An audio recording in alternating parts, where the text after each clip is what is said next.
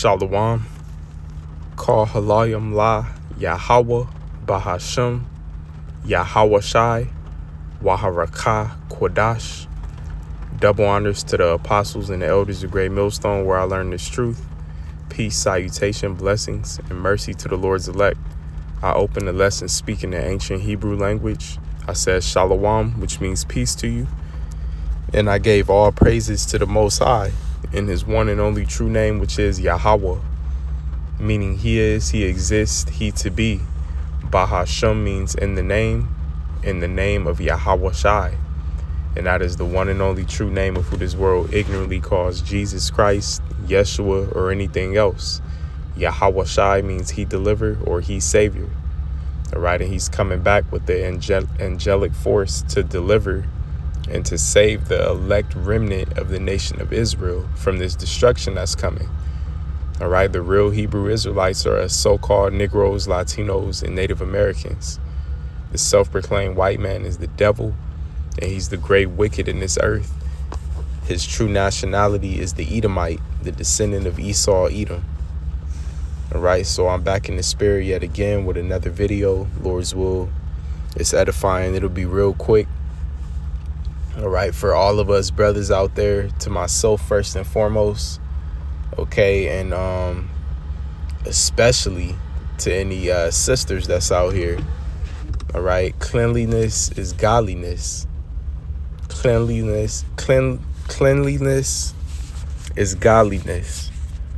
All right, now that is not a quote from the scriptures necessarily. All right, you won't find that quote in the scriptures, but however, that quote is scriptural. All right, because the scriptures, you know, is all about being clean and being neat. Okay, first and foremost spiritually, and then also physically. When you go into our law, you know, there's a lot of things that can make you spiritually and physically unclean. And it required you to clean yourself, to bathe in water, you know, and soap and do other things. For an example, like the priests that, you know, did sacrifices, they would have to, you know, stay away from things like sex, you know, not eternally, but, you know, when a ritual, something they had to, you know, perform for the Lord was coming up, you know, for a certain amount of days, they may have had to abstain. The supervisor. They may have had to abstain from, you know, sex and certain other things that can make them spiritually and physically unclean. All right. And they would have to, you know, bathe themselves in water and soap, you know, take a bath, take a shower. All right, clean their garments. They would have to put on specific fabrics, linen, you know, just to perform those rituals. All right.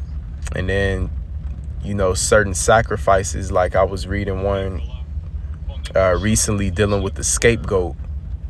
All right. And, you know, Aaron and the priests that were performing that ritual of the scapegoat, they had to go, you know, clean themselves and their clothes after.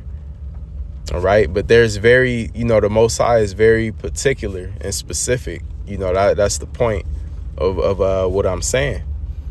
All right. So here in 1 Corinthians 14 and 40, it reads, let all things be done decently and in order. All right. Now, we know that first and foremost, this is talking about our ministry. All right. And the truth. All right. But you could take this many different other places. All right. So, again, speaking to myself first and foremost, you know, there shouldn't be, you know, any of us in this truth, especially women, which we'll get into that, but especially us men, too. There should not be any of us to where, you know, a brother, you invite a brother over to your house and he goes into your house and it's a mess. All right. The dishes, you know, sink full of dishes, you know, stuff scattered all over the carpet, you know, piles of clothes. All right. That's not a good look. That's not a good look. And it goes back to that, you know, quote That's not a quote from the scriptures, but it is biblical. Cleanliness is godliness. All right. So our households should be in order spiritually first and physically. All right. We should be, we're Israelites, man. We're not supposed to be sloppy and dirty and nasty like the heathen. All right. That's some heathenistic shit. All right. To not be clean, to be messy and dirty. All right. We're Israel, Yasharallah. All right. We're princes, sons of the Most High. All right. We're supposed to be clean and decent in order, you know, from our physical presentation. All right, down to, you know, how our dwelling place looks, how the inside of your vehicle should look. All right, because one thing about it is filth.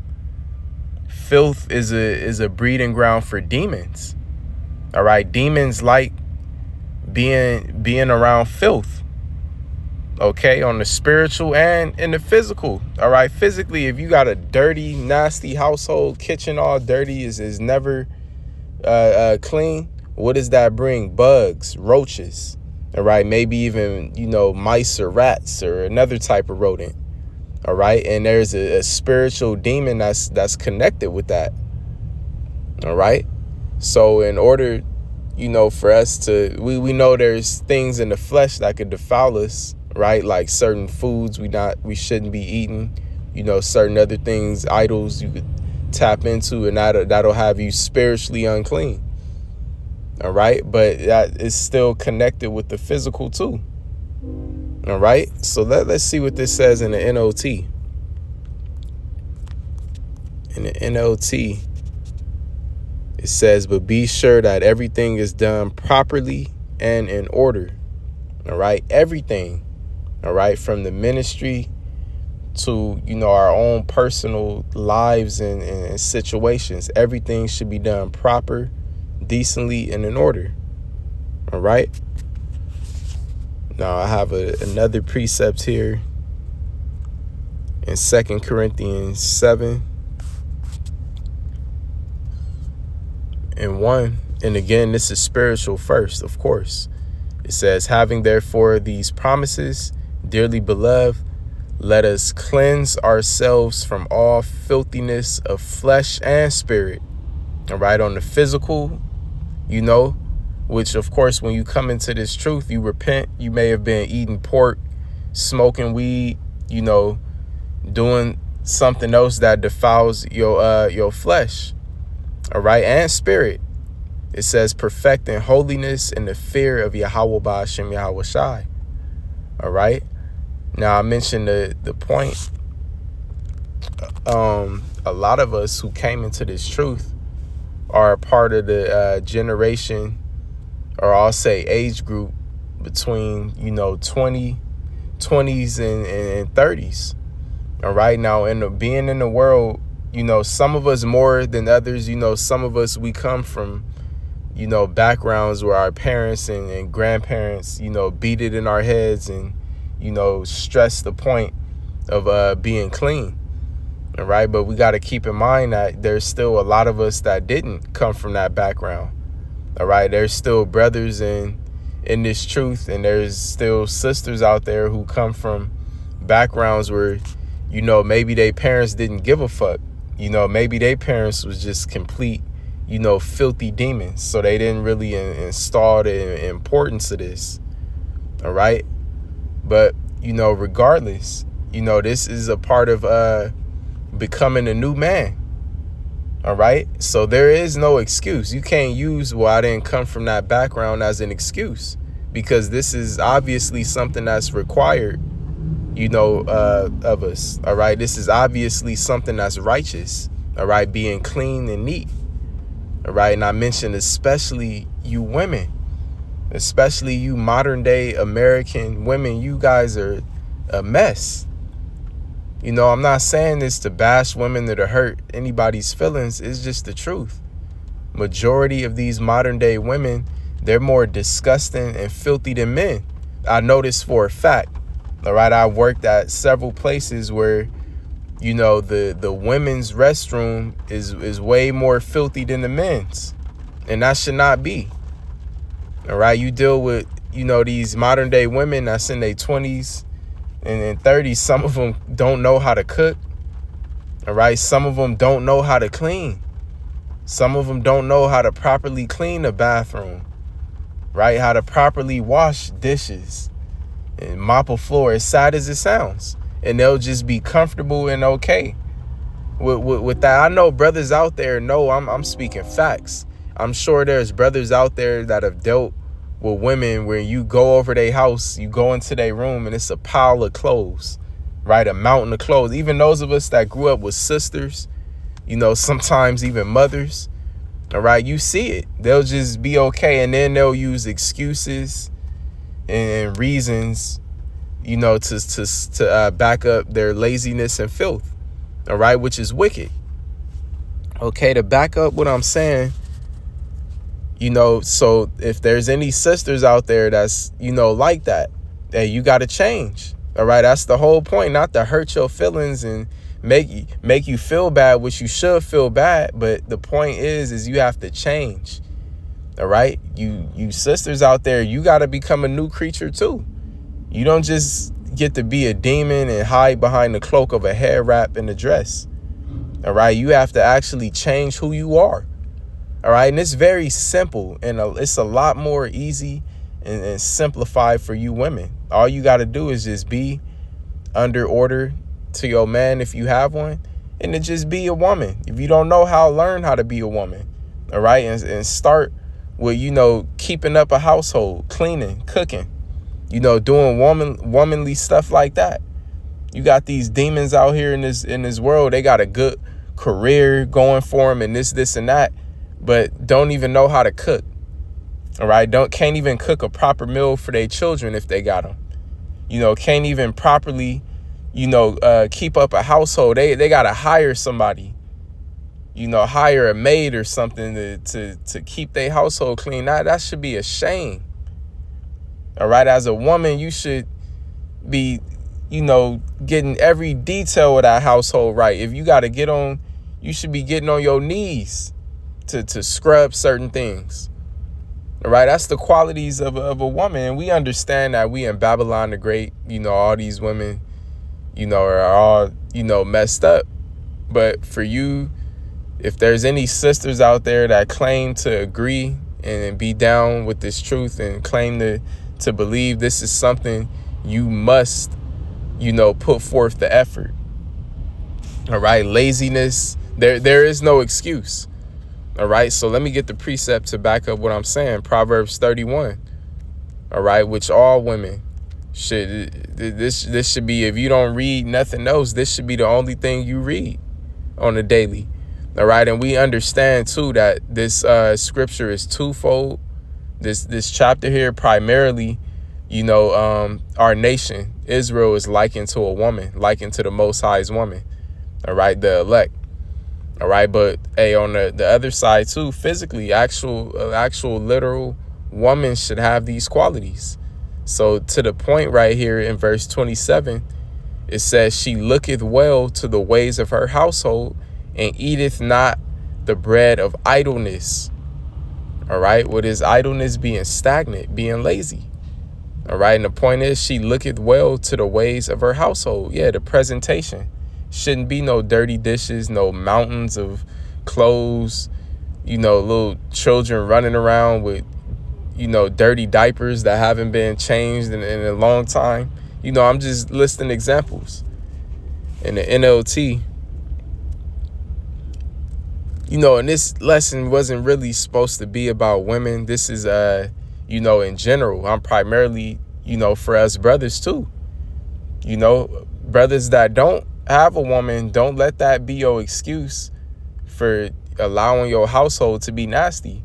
Man, if you don't got a woman that's supposed to do certain things, then you got to do them. It is what it is. All right. You got to wash dishes, mop floors, clean bathrooms. You can't use I don't got a woman as an excuse. All right. We got to be clean no matter what. So Proverbs 31 and 27 in the NLT, it says, she carefully watches everything in her household and suffers nothing from laziness. All right. And that damn laziness, that's a demon. All right. That laziness will have you come up with, with all type of excuses and reasons why you didn't get this done. Guess what? Yahweh Shai don't care about no excuses and reasons. All right. The parable of the talents lets us know that. Lets us know that he's a hard man. All right. He's an austere man.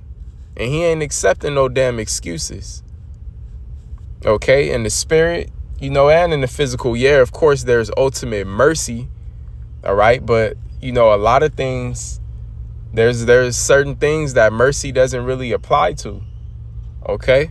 You can't just use, the excuses and hide behind the cloak of, oh, well, there's mercy. All right. We see that in the parable of the talents, man. That nigga with the one talent that hid it. All right. He didn't receive mercy from the Lord. All right. That nigga was destroyed by the Lord, which shows you that he ain't playing. All right. So that, that's going into something else. I want to focus on the point. And that's the point. And I want to read. I got a little bit of this passage right here. Let's see.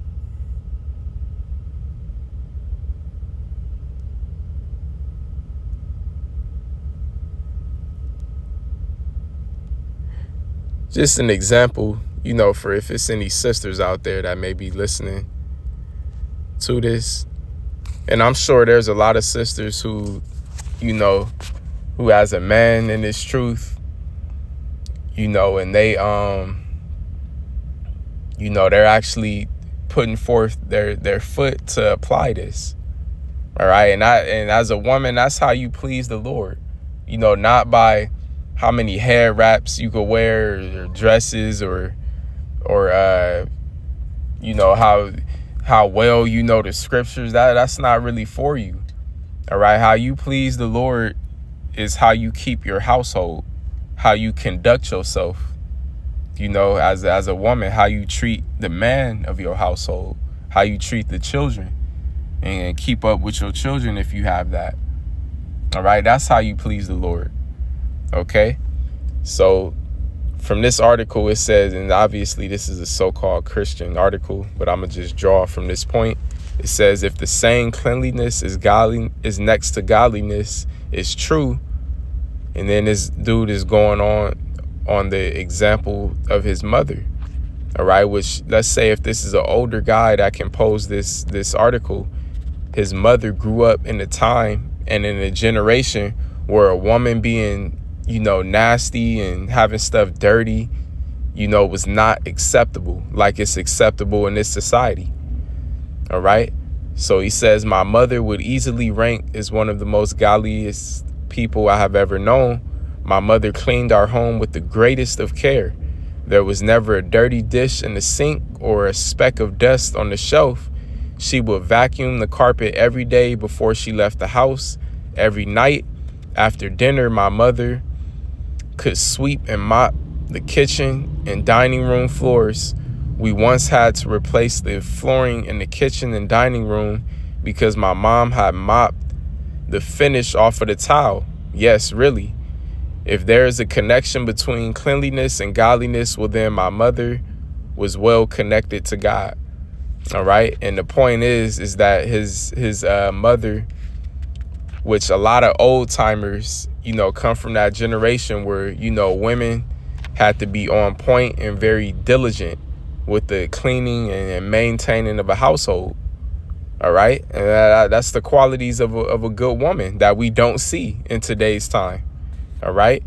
So it says the phrase cleanliness is next to godliness is not a biblical quote, although it seems like something taken right out of Leviticus or Proverbs, because it is. All right. He says it is not, because it doesn't have that exact wording in there. You won't find that nowhere in the scriptures. All right. But there's a lot of cases in Leviticus and in Proverbs where pretty much in short, cleanliness is next to godliness. All right.